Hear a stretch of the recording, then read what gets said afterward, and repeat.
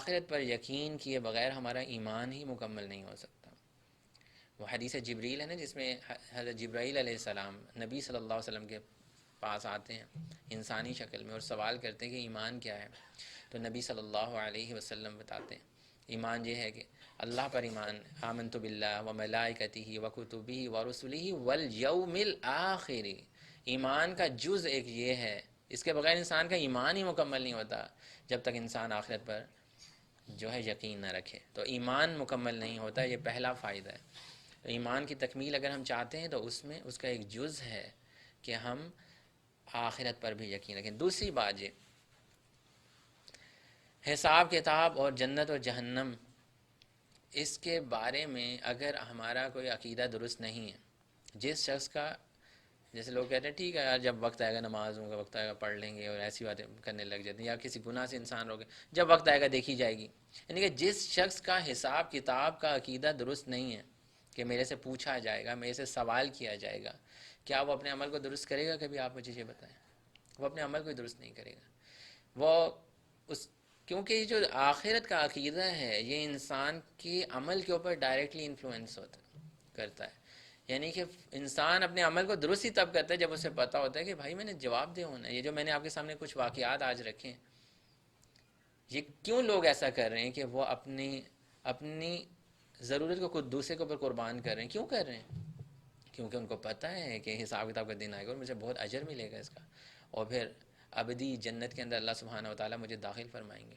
تو حساب کتاب کے اوپر اگر ہمارا بلیف صحیح نہیں ہے تو ہمارا عمل درست نہیں ہو سکتا۔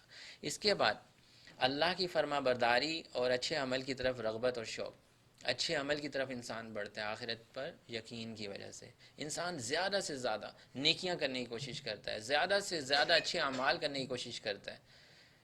کیوں؟ کیونکہ اس کا آخرت کے اوپر یقین صحیح ہوتا ہے۔ جس کا جو گناہوں کی دلدل میں ڈوبتا چلا جا رہا ہے اور وہ اپنے آپ کو بچا نہیں رہا، اس کا مطلب ہے آخرت کا کانسیپٹ اس کا صحیح نہیں ہے اور یقین نہیں ہے اس کو آخرت کے اوپر۔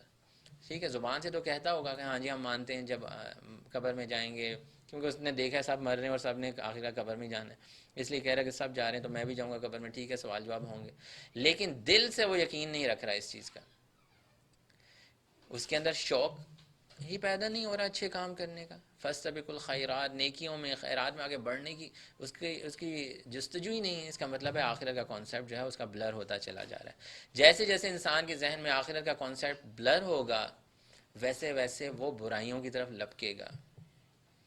جیسے جیسے آخرت کا کانسیپٹ کلیئر ہوتا چلا جائے گا اور وہ اپنے لینزز کو ایڈ کرتا جائے گا آخرت کو سمجھنے کے لیے، اس کے کانسیپٹ کو، اتنا زیادہ وہ برائیوں سے بھی بچے گا۔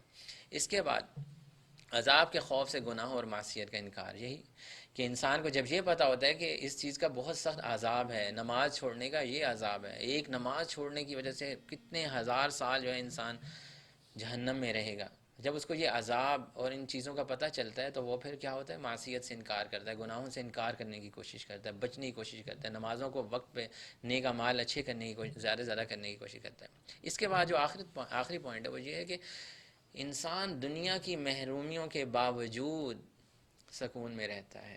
یہ بہت ہی ضروری پوائنٹ ہے، یعنی کہ اس سے یہ پتہ ہے کہ اگر دنیا میں میں محروم ہوں ان چیزوں سے اور میری بہت ساری خواہشات پوری نہیں ہو پا رہی، مجھے یہ بھی چاہیے تھا، مجھے بڑا گھر بھی چاہیے تھا، مجھے اولاد چاہیے تھی، اللہ تعالیٰ نے اولاد نہیں دی، اس طرح کی بہت ساری خواہشات ہوتی ہیں انسان۔